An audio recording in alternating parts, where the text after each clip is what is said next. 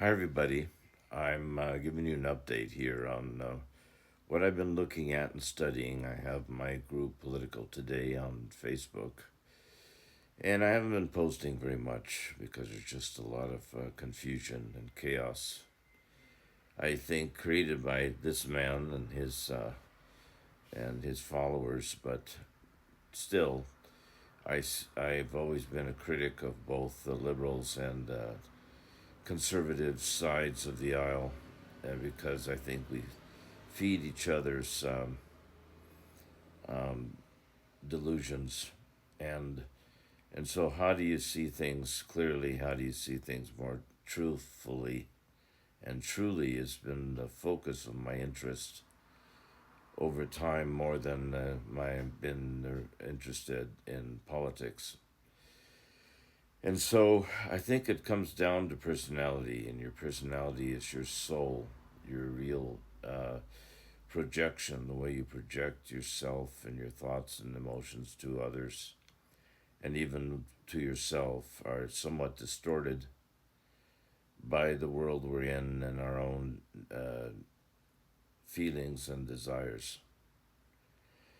And so I think there's a carnal side of man and there's a spiritual side of man. And if you feed the carnal side of man, then you become more carnal, meaning more animalistic in your manner and behaviors, and you just become a creature of instinct instead of a creature that acts from a sense of freedom and liberation. And so we all make our own hells, and we all put ourselves in positions where we create our own suffering in the world. And so, even though I am a Christian, and I would say I'm even an evangelical, fundamentalist Christian, I'm definitely not among the Christian nationalists who want to turn everybody into their version of the Bible. And because what we read in the Bible has been influenced as well by other uh, sacred books, and other religions have many scriptures you read in the Bible are also found in other spiritual texts, even in philosophical texts. So everything now is in a state of confusion. What does it really mean to believe? What does it mean to have faith and things like that? And so I think that our nature, our souls, are somewhat distorted because of the attachments we form to the things around us. That's why the Bible teaches to not be of the world.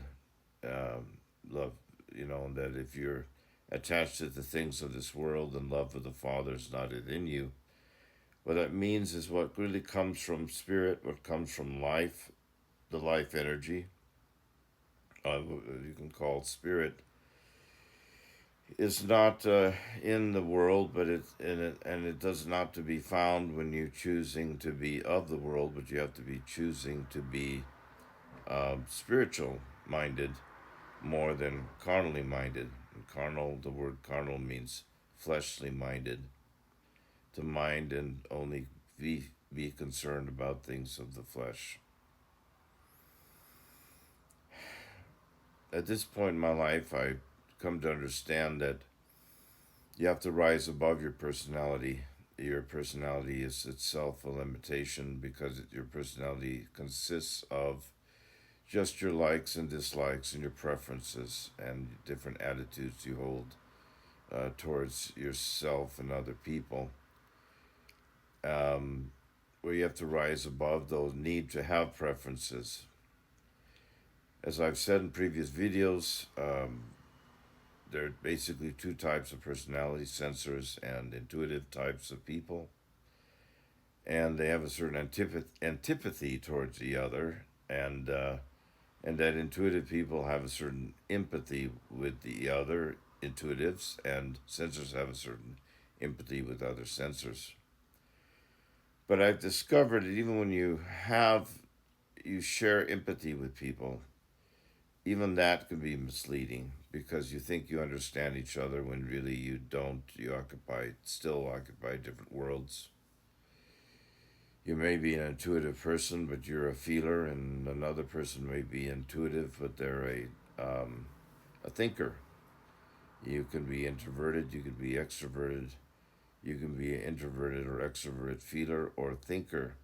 So there are different traits that distinguishes different types of personalities, and so even when you understand that and know that, you still have to. I think to know yourself is you have to be allocentric. Allocentric means to look outside yourself, to look at the other person's needs, to look at the other person's personality, not as something that you empathize or have antipathy towards, but something that you really can see things through the lens, and you can see these issues in their lives where they're not able to express themselves fully, or you recognize that there are those things in your life that you're not able to express yourself fully. So that so when the Bible says, "Wherever two or three are gathered in my name, there am I in the midst," it's really saying that not just one person can bring the truth to other people. It's really we shed light on each other. We help to enlighten each other in these areas that need illumination, and that you can't solely do this alone. So when you try to improve yourself, you see that's just egocentrism, and but when you try to help others and improve yourself through your behaviors towards others, you start to create more connections and have more connections, not only with other people but with spirit and those that aspect of life that illuminates those areas that are darkness, and that we sort of unconsciously uh, follow. And so the Bible always talks about those are children of the light and the children of darkness, because it's where your attention goes is where your energy flows. And so if you have allocentric, where you direct your attention, and if you understand that you are a tripart being, so that you are concentric also. Concentric means that there's a soul. You have a soul, you have a body, but you have a spirit. And that they all only function well when they're in alignment with each other. And so you look for this alignment, this attunement. Even the word atonement comes from the same word, to be attuned, like tuning an instrument. To be atoned, to be saved, is to apply the healing and the things that are necessary for proper growth.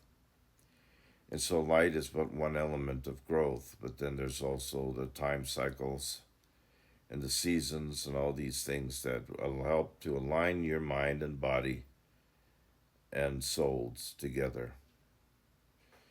So I know I'm rambling, um, but it's up to you. All any teacher can do is point you in a certain direction. And to be educated means to draw out or to draw forth. So you have to be educated is to allow these things that are within you to be expressed, and to find a voice and expression for those parts of you that are in darkness, and to bring them to the light. Okay, so I'm just giving you an update. Just my random thoughts. We'll talk to you later. Bye.